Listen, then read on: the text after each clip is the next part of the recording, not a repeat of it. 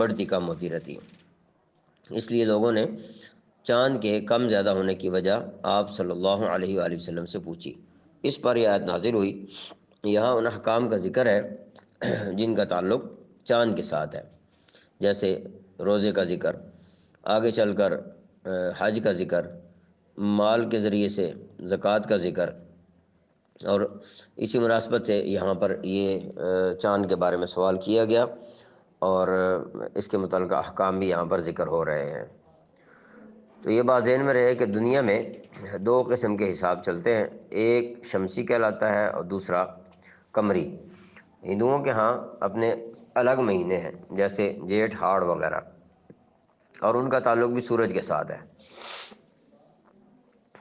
عربی میں پہلی رات کا چاند ہلال کہلاتا ہے، دوسرے کو قمر کہتے ہیں، اور 13ویں، 14ویں، 15ویں کو بدر کہا جاتا ہے۔ چاند کا گھٹنا بڑھنا دیکھ کر لوگوں نے آپ صلی اللہ علیہ وسلم سے سوال کیا، جس کا جواب اس آیت میں دیا گیا ہے۔ تو کیا جواب دیا گیا؟ قل ہی مواقیت للناس والحج، آپ انہیں بتا دیجئے کہ یہ لوگوں کے اور حج کے اوقات متعین کرنے کے لیے ہے۔